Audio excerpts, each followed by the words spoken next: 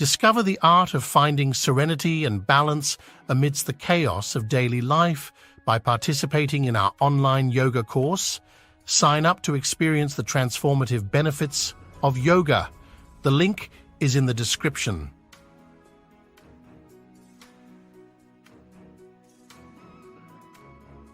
So Sadhguru, what is a creative mind? Oh, how big an answer do you want? As big as you want it. See, the English word mind doesn't say anything because it's just one generic word which does not describe different dimensions of what the mind is. Mind is not just one something sitting here and doing something, okay? There is really no such thing as mind. In the yogic culture, there is no mind. There is a physical body, there is a mental body. Because what you're calling as mind right now is a certain combination of memory and intelligence. There is memory in your body, more memory in your body than you can imagine. If I have to get at you again, it's okay, I'm picking on you, okay? You definitely don't remember how your great-great-great-great-great-grandmother looked like, but her nose is sitting on your face right now. Yes? You don't remember a thing consciously, but your body remembers 100%. How 10 generations ago your grandmother was, your body still remembers. 1,000,000 years ago how your forefathers were, your body remembers, isn't it? It's not forgotten and it's not going to forget. Your mind is not capable of this kind of memory. Your body has 1,000,000,000,000 times more memory than your so-called brain. This whole shift towards the brain and intellectual process is a European malice. They gave too much significance to thought. This has happened because they lived under a subjugated society, religiously subjugated society where you're not supposed to think anything except what's written in some book, otherwise you're dead. They lived like this for a long time. Because of this, when they got little freedom to think and manage to live, they started celebrating their thought too much. Let's understand the context of thought. You can only think from the data that you already have gathered. That means you can never think anything new. You can recycle it, you can rehash it, you can produce permutations and combinations of it, but you cannot think something absolutely new. It is not in the nature of the thought to come up with something new. It can only recycle the past. That means if you dedicate yourself to your thought process, if you enshrine your thought process, you're ensuring nothing new ever happens in your life. So thought need not be celebrated like this. That's why in this culture, thought has never been given so much significance. What you think is your psychological drama.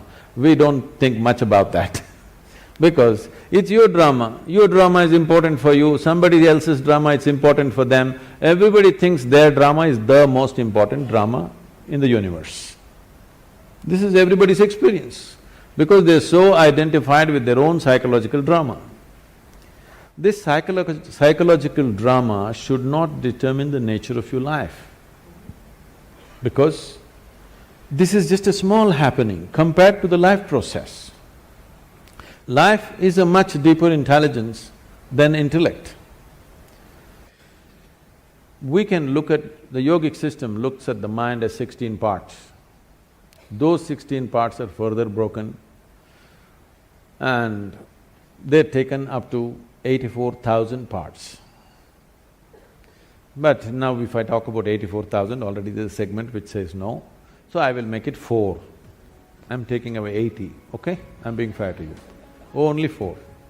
4 fundamental parts. One is the intellect, which we have in modern world, in today's world, we are unnecessarily giving too much significance to intellect and we will pay an enormous price for this. You will come to a place where you'll know everything, but you'll know nothing of life significance, really. Today you will see this happening to children. For the first time, this generation you see, 10, 11-year-old or 12-year-old children, they look bored. When you were 10, 11, you did not know what is boredom, it was not possible. It was too exciting to be alive and looking around. You will see 10, 12-year-old children all looking bored because they've seen the cosmos through their phone screen. They know it all. And especially in the Western countries, you will see this happening at 8, 10. They're really bored. You will see in the school buses, they're all sitting on… bored. Because by the time you're 12, you already had one love affair, you know what is a break, you know how to all this recover from that, you tasted alcohol, you've seen this, probably you've gone into all kinds of physical things, and you know the cosmos. What more? By the time you're 15, there's really no purpose for you to exist for many of them. You should not be surprised if this culture continues. I'm not saying this is a prediction, it is something that I see beginning to happen. In another 50 or 100 years' time, if 25 to 50% of the people commit suicide, you should not be surprised because life needs some exuberance. If too much information happens to you without experience, that exuberance will be gone and a false sense of knowing becomes so strong in you. This is the danger of intellect, because intellect wants to dissect everything. Intellect is like a scalpel, the sharper it is, the better it is, it wants to dissect and know. Dissection works with some things, not with all aspects of life. If you want to know the poor frog, you remember?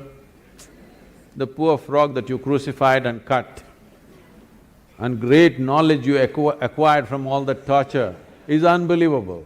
How much knowledge you know. For the torture that frog went through, how much knowledge you have acquired is quite unbelievable. All that you got to know. Now you got interest, suddenly you got interested, the mother that you had ignored, you want to know your mother today. Please get yourself a sharp knife, start the dissection. You may know everything about her liver, kidney, heart, but you won't have a mother left, that's all. So life cannot be known by breaking it up. You can know physical things by breaking it up. You cannot know life by breaking it into pieces. But this is the nature of the intellect. The whole modern science has evolved from human intellect. Because it's produced technological benefits, you can't argue against it, because people, Yeah. they think they're scientists, they know nothing about science. They're just enjoying their iPhone. They think they're scientists because they can do this. No, technology is fine, it's brought much comfort and convenience, but it will not bring life to us. So intellect is like this. Intellect will be useful only depending upon what it is identified with and what is held, what holds this, how steadily. So the next dimension of the mind, the first one is called as buddhi, which is the intellect, the second one is called as ahankara. Ahankara does not mean ego, this, that, it means the identity. Whatever you identified with, your intellect functions only around that. Simple, if you just identify with a nation, if you say, I'm an Indian, everything Indian looks beautiful.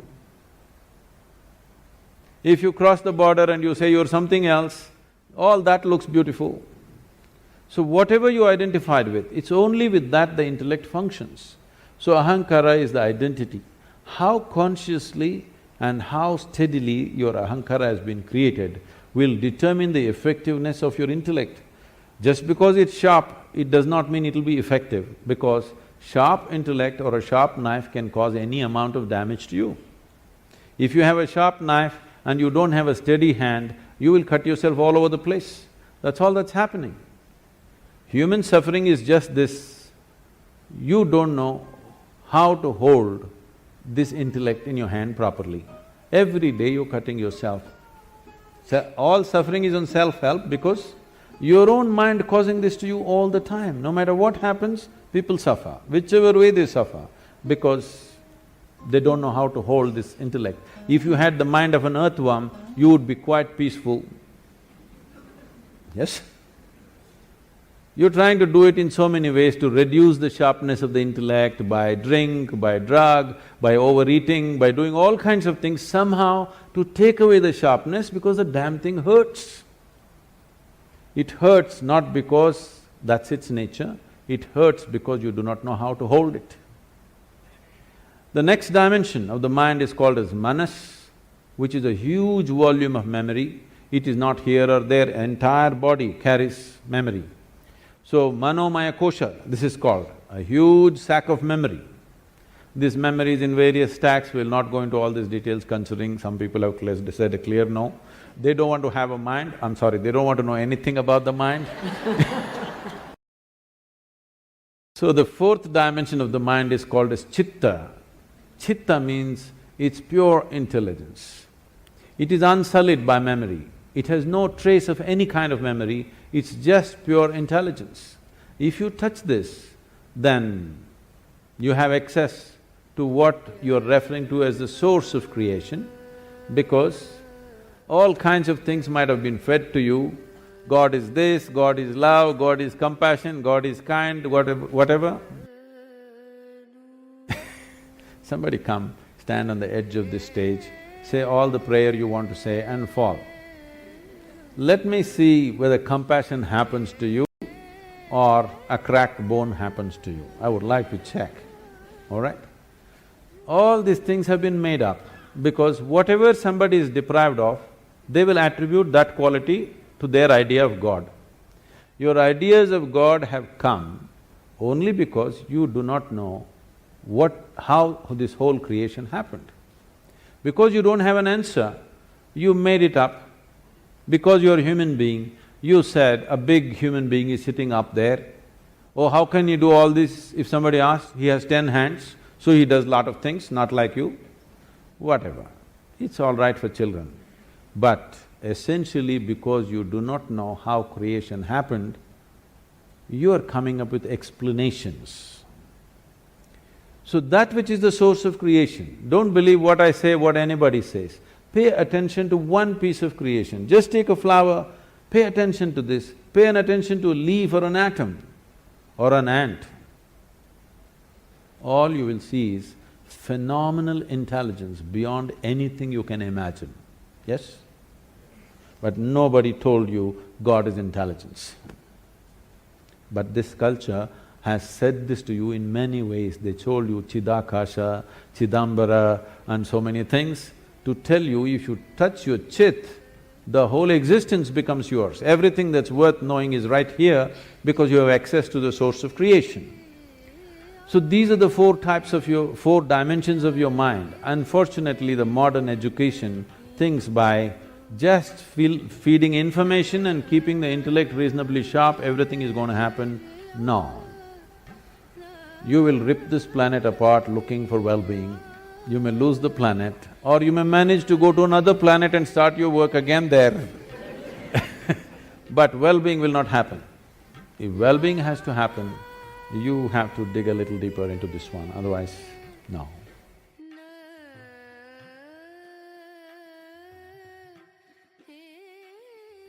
A man who's working with such intensity and commitment is not working for not producing result. The problem is, you heard what Krishna said through the words of a king's servant. Whatever you wish to do in your life, you have goals. Whether it's art, music, spirituality, politics, business, you think you will do anything significant. That's all he's saying.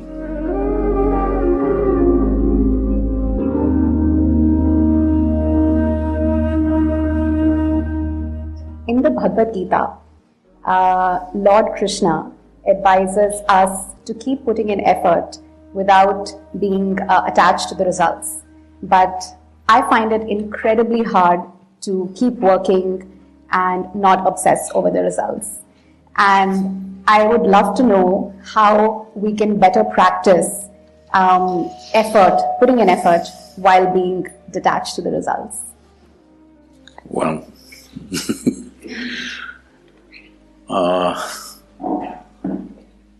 I'm not in any way well studied about any scripture.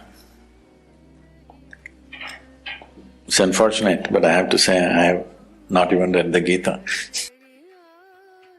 But we know the life of Krishna, that people think Krishna means butter, girls and flute. But you need to understand this. All these things happened only till he was 16 years of age.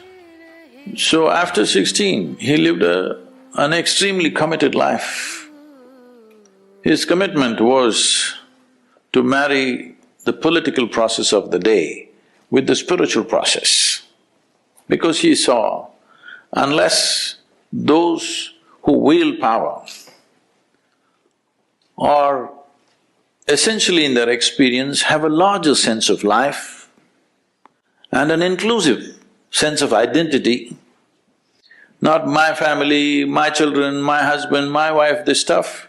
You have a larger sense of identity, only then you must wield power. Otherwise, it will lead to corruption. People say, power is corruption. Power is not corruption. Limited identity is corruption. They believe they're doing the right things and they're doing the horrible things all the time because their identity is so small. So he was trying to change this. This was his whole life's mission. And always working for results. Hello? A man who's working with such intensity and commitment is not working for not producing results. Obviously, he's working for results. The problem is, you heard what Krishna said through the words of a king's servant. Nobody else told you. He only spoke to Arjuna. Arjuna never spoke. He lived for 36 years after that incident, but he never uttered one word what Krishna told him. Have you heard anywhere? He ruled as a king, but never once he said, Krishna told me this on the battlefield, not once. So everything that you have heard is only from Sanjaya, who was a king's servant. You must understand the quality of a king's servant, he's very reliable. See, if you… let's say, if your husband or wife or children, they saw something, they come and tell you, they will add a little bit of their own stuff and tell you. It is intrinsic to a human being. Their own opinions, ideas, other things will naturally get into what they're speaking. But a king's servant is trained never to add his opinion, otherwise his head will go. He will only interpret everything word by word as it was. So he's a kind of a ancient tape recorder, okay? He's recording and just telling the king, this is what he's saying. But there's no context. What is shared between two people, where there's a very deep relationship, if two lovers are doing something, talking to each other, somebody else may think they're quarreling, but they're doing their love affair. So this is a love affair between Krishna and Arjuna because they know each other very intimately. So he's speaking a certain language. So as king's servant takes word by word without knowing the context or understanding what it is, the experiential dimension of what it is, and he's saying, so having said that, see, essentially it is just this, whatever you wish to do in your life, you have goals. What kind of goal will you set up? Right now you're in the university. What kind of goal will you set up? What you already know, you will exaggerate that a little bit and think it's a big goal in your life. Generally people call this an ambition, I call this a constipation. Because you're trying to handle life little by little, just like constipation. If you have a goal, your goal cannot be something absolutely new, it is only an exaggeration of what you already know, yes or no? Can you think of a goal that you simply don't know? How is it even possible? So, what he is saying is, there is a direction we have taken, but you have to be dedicated to the process, otherwise goal will just be hallucination. If you do one thing right now, just don't take this one breath, take the other breaths, let me see. I can't do it. That's all he's saying. He's saying without taking this step properly, you hallucinate about the goal, what is the point? In yoga, we say this very simply. We say if you have one eye on the goal, you have only one eye to find your way, it's inefficient, that's all. So he is just talking about in a battle, if you're inefficient, it is not that you won't get your increment or promotion, you just get dead. Hello? In a battle, if you're inefficient, you think you will just lose your marks or something? A grade you will lose, is that what it is? No, you will be buried that evening. So he is telling him, because Arjuna is talking about how to kill all these people and me become a king, he says, you will not become a king yet. You need to shoot this guy in front of you now, properly. Otherwise, you… not the king, you will be buried today evening. That's all he's trying to tell him. Is it wrong? So, every year in the month of November, we have a business event. So, 200 CEOs were there last year also, this November it's coming again. And they just look at how seamlessly Isha Foundation functions. Variety of activity, all volunteers. Volunteers means what? Nobody's trained for the job. They are super dedicated, but they're not trained for the job. And you can't fire them because they're volunteers. If you hire them, you can fire them. They're volunteers, how to fire them, you can't. So they looked at this and said, Sadhguru, we pick up the best from IITs and IIMs and all this stuff, but you're just doing with volunteers and your organization functions better than our companies, how is it? I said, see, all of you are dedicated to the goal. Here, I have continuously instilled in people that you're absolutely devoted to the process. Now what you're doing? You do this well. Most of them don't even know where I am taking them, all right? They're working for a certain project, they don't know what is the goal. I have something else, if I tell them right now, they'll freak because my goals are so far, they will give up. So right now, we have instilled this in them, you just absolutely involved in the process. Know the joy of involvement, first of all. Without absolute devotion to what you're doing right now, you will not do anything significant in your life. Whether it's art, music, spirituality, politics, business, take anything. Without being devoted to the process that you're doing right now, you think you will do anything significant? That's all he's saying.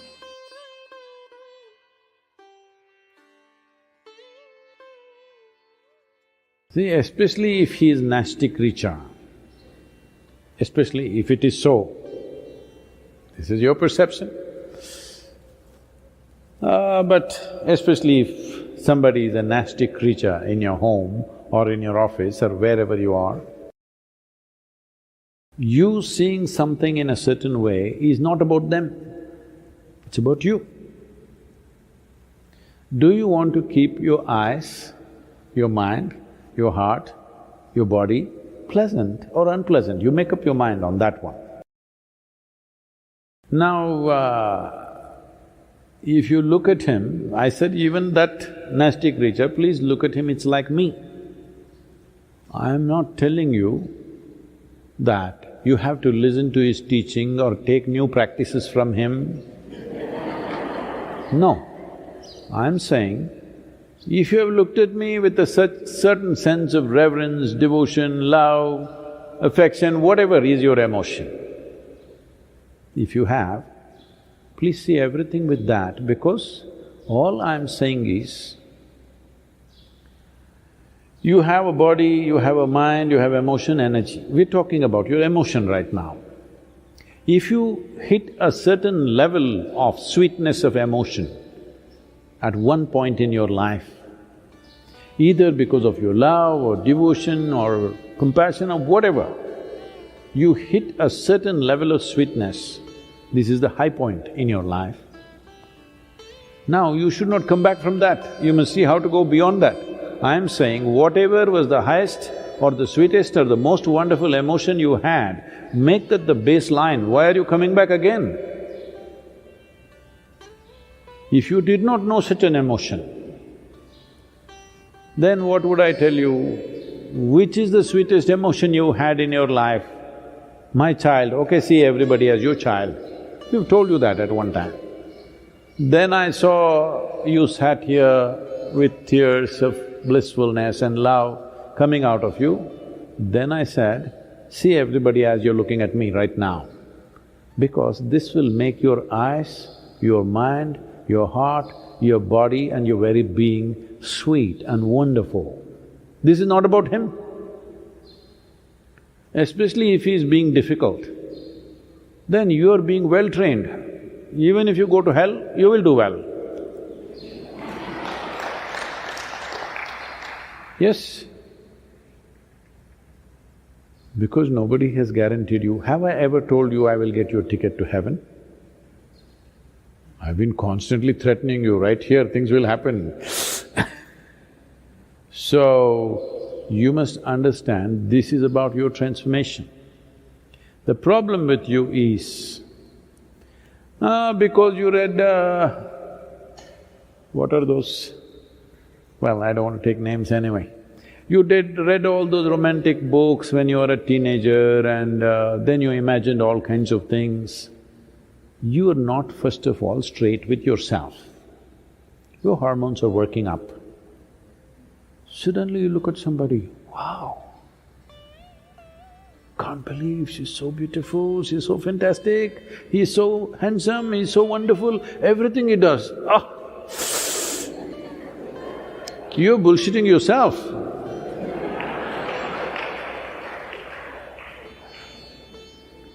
No. Whatever they do, you make yourself beautiful. Now even if they're doing nasty things, you are still wonderful. This is different. You know they're doing nasty things and you're still wonderful. This is fantastic. They are doing nasty things, but you think they're doing beautiful things. This is a stupid nonsense. I'll tell you. Somebody who was serving in Indian army had told me this story because we went through a similar situation somewhere else. So at that time he was narrating this. They were posted in the northeastern region where there's a certain amount of elephant population. So he is a battalion leader, he is heading about a group of 18 to 20 people, I think, they're marching in the forest. And they see a huge tusker, everybody backs off, all of them have weapons, okay, powerful weapons. This is an anti-insurgency group, that means they're fully armed and equipped.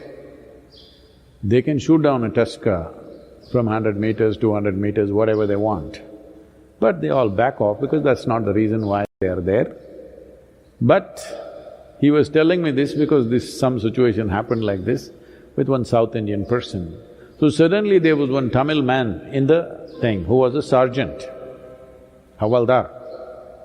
He put his weapons down and he said, "Ganapati has come, Ganesha, Ganesha." And he started chanting a mantra. He knew some Ganapati mantra, he started chanting. He ran in front and he went close to the elephant, just 50 feet away, and went down on his knees and started loudly saying the chant. The elephant looked at him, who is this bloody fool, you know? Calling him all kinds of names that he doesn't like. And these people were watching, this is some kind of a miracle happening, the elephant is just standing there and this guy is on his knees chanting. The elephant moved so quickly, within less than 2 seconds or within probably 5 seconds, he was upon him, he just crushed him, turned back and went. These people were just aghast and they're just watching him being crushed. Then some people pulled out the weapons. When the person whom I knew was in charge of it, he calmed them down because it's already dead. The man is dead in one shot. Why I'm saying this to you is, elephant will not do… wild elephant is not going to do pleasant things to you because you call him a god. You call him Ganapati and try to worship him, He is not going to do, he will do what he has to do. Similarly, the creature in your house,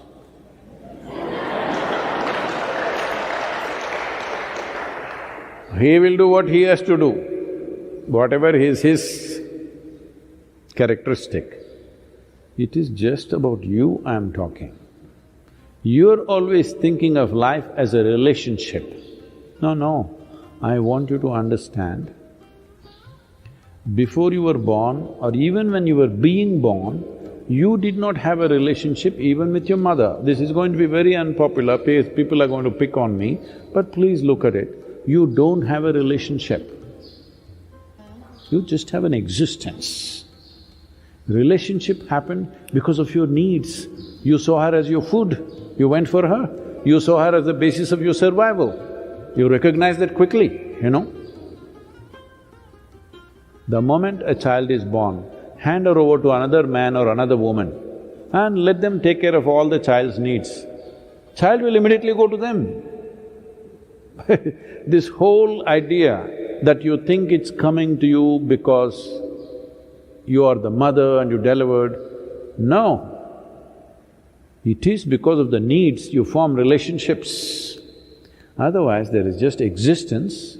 This existence can either become conscious and live in a phenomenal presence, become available to it, or just do or go on doing a circus. Initially, your mother was everything, she was the most fantastic creature, and then you grew up, you became an adolescent, you saw a boy, he was the most fantastic man in the world, then your mother came in between, suddenly you started hating her. Hello? Then the man came, he was most beautiful, then he became a nasty creature, or so you thought. Now you think he is the worst human being. This goes on. I want you to understand, you're making up both beauty and nasty. I am not asking you to make up. I am not asking you to think whatever this person is doing is fantastic. That's a stupid way to exist.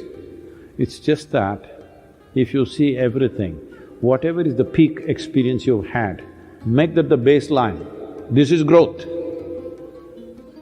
You played the snake and the ladder game, swing, swing, you played that game? Snake and the ladder game. So when you play this game, your intent is, once you climb a ladder, you don't want to come back. You don't want to hit a snake, you want to find another ladder, go up, that's a natural expression of life. So once you know a certain level of sweetness within you, don't bring it down. That should be the basis. The next thing should be better and better.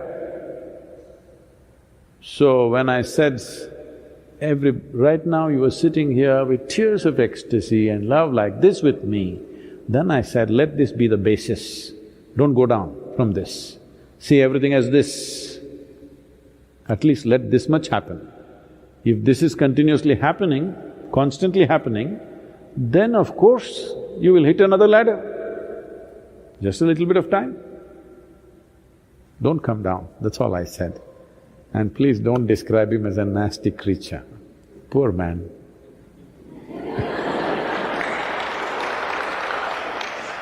This happened. I think I told you, maybe one of these days only I told you, I don't remember, but let me repeat this. Shankaran Pillai thought his wife is having an affair, hired a detective, I'm saying it loudly because just to remind you. Said, I want proof against her. So detective just waited outside the house, she left the house, he followed her, then she went to parked near a park, went inside. A man was sitting on the bench, the moment he saw her, he came running, she went running, they hugged, each other held hands and sat down on the bench and chatting away joyfully, laughing. He took the whole video and within a few hours he came to Shankaran Pillai in his office and said, I got all the proof that you wanted just in one day. I did my job, I have the proof, here, watch the video. Shankaran Pillai started watching the video and said, no, I can't believe this, no, this can't be, I can't believe this, no, I can't believe this. I said, what you can't believe? It's a video, it's not doctored, it's just a video that I took just now. He said, that's not the point, fool, I can't believe she's so much fun.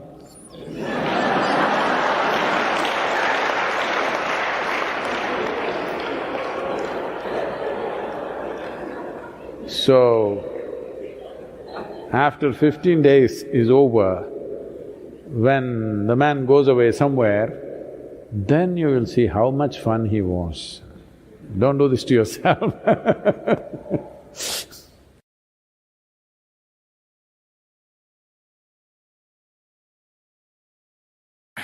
Once happened. Gautama, the Buddha, you heard of him? Everybody heard of Gautama? So, Buddha is not his name is Gautama Siddhartha. He became a Buddha. So he is not the only Buddha in the world. There have been thousands of them, and there still are. So Gautama was sitting in a large congregation of people one morning, an early morning, earlier than this, okay? A man arrived and stood there in the shadows. This man is a great devotee. He is a devotee of Rama. You heard of Rama? Not Rami, Rama. Rama is one of the most popular deities in India. If you do not already know this, in India we have 36 million gods and goddesses. It's a very rich country. So, he is a great devotee of Rama. The devotees in India, not now and not everybody, but those who take this seriously, they will not utter any other word than the name of God that they believe in.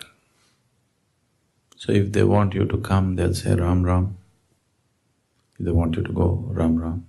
If they want something, Ram Ram. No other word but Ram. Their clothes are all printed Ram Ram, they utter only Ram Ram, they live Ram Ram. They devoted their whole life to God. You are smart, you are not like that. You kept God like insurance. Just in case something goes wrong, I have also paid my premium. Everything that you need to do, you do it yourself. You kept God like insurance. You're smart. But this man invested his whole life in God, total. Age is passing away, little doubt has come. Are there people here who don't believe in God? Nobody? No leftists? No? Only one? Okay. What's your name? John. Only John? Nobody else?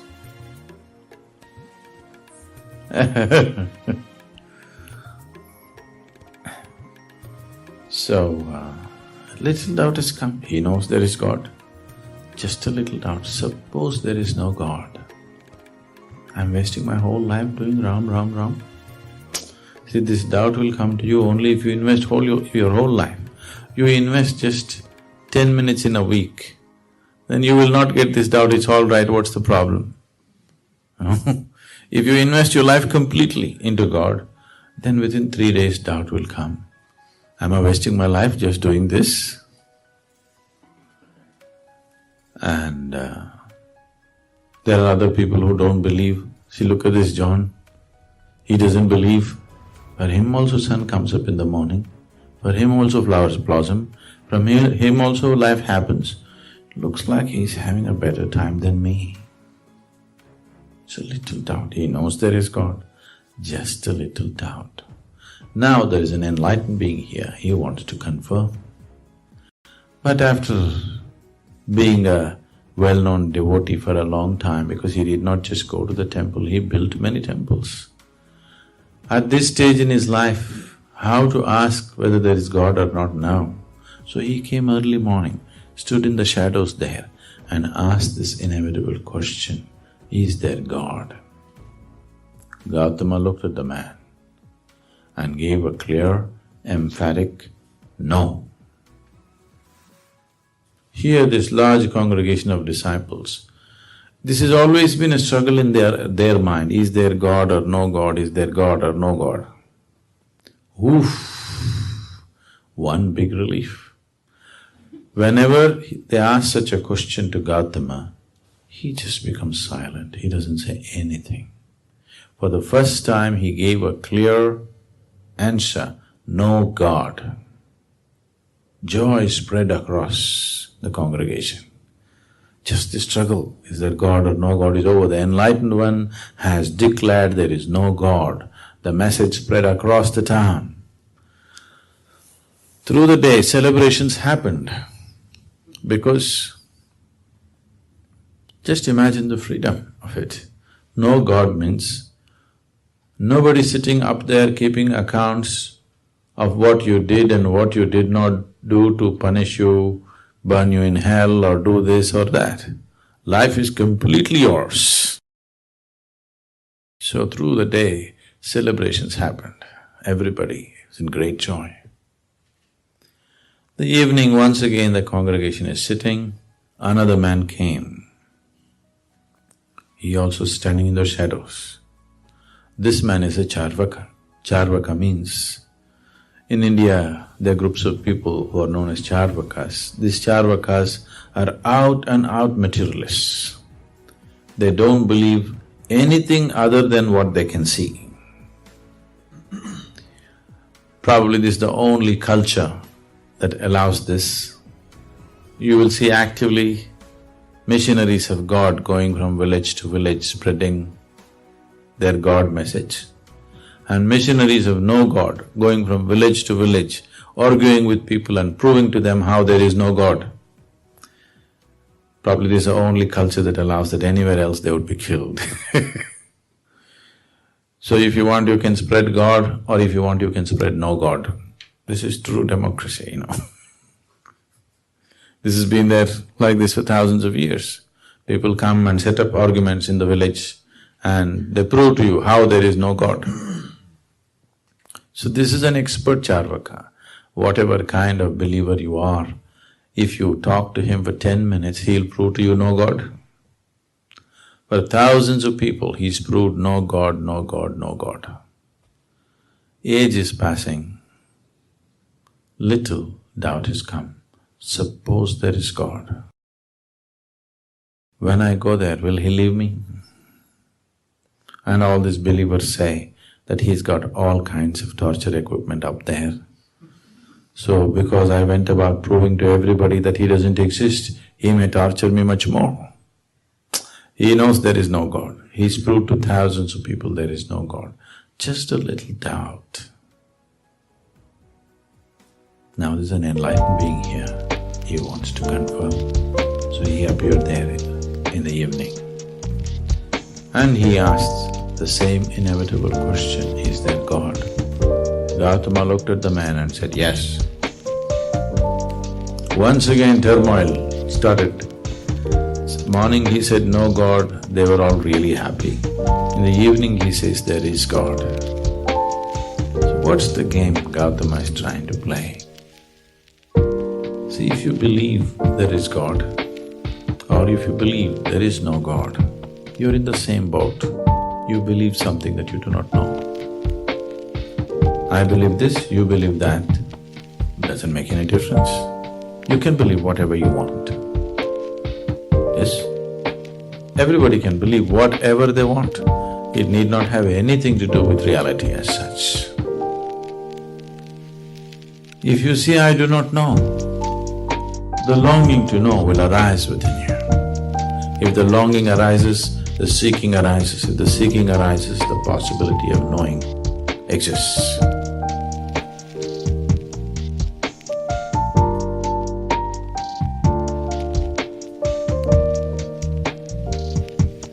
Be a multiplier of love and knowledge. Share this video with those you love, and together, let's spread light throughout the world.